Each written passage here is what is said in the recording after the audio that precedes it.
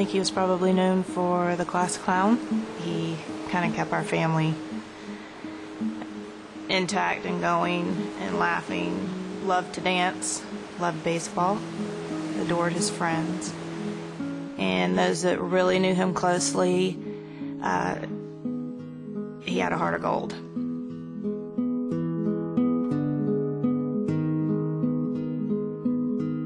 You know, looking back, you just remember all of the growing up moments, and you just think you're going to have the rest of your life to see it through.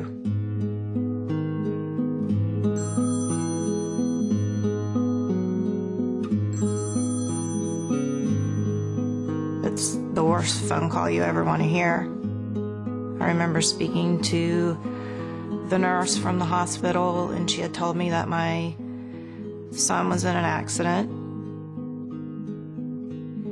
At first, I'm just, okay, well, he's going to be okay. And she said, no, has a serious brain injury, and we need to rush him in, and we need your permission.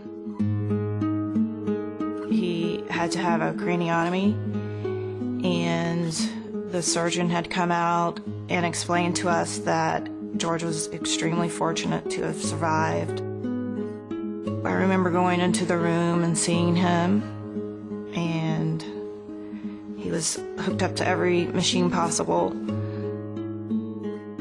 And that's when reality hits.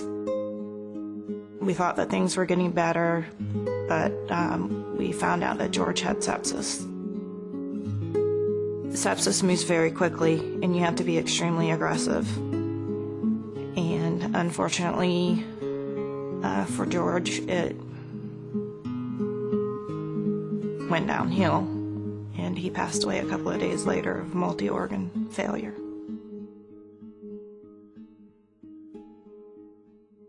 I realized that George's driver's license indicated that he was an organ donor.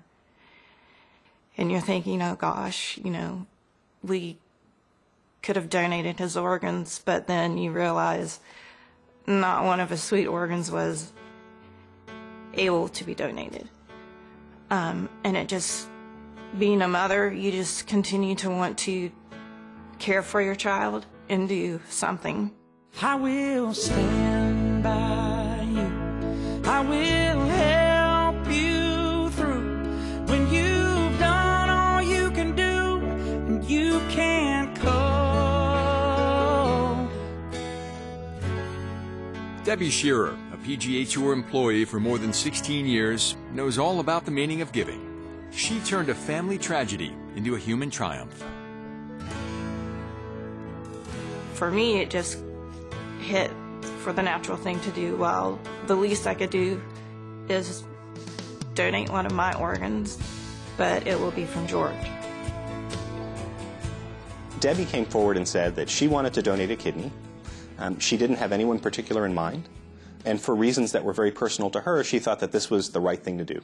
When I first contacted the Alliance, I was not aware of the process where they create chains.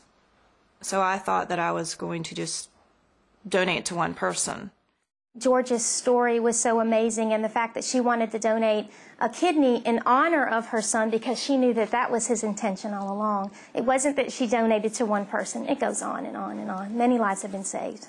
In America today, there are more than 67,000 people on the kidney transplant waiting list. More than a dozen of those die every day before finding a match. When you lose a family member and you go through all of the first without them, and especially the holidays of not having your son sit at the family table, you can't even describe it. So that's what I thought, well, if I can save one family to not have to bear that type of pain, that's what I wanted to do. My daddy died with kidney disease, and he was on dialysis. And I knew that one of us in the family would eventually get it. So it happened to be me. And I do a physical every year and everything. And all of a sudden, they said that my kidneys was gone, you know. So I asked what was my option. I had just prepared myself for the worst. I broke down because first it didn't faze me, you know. And then I said, oh Lord, I won't live to see my younger one graduate.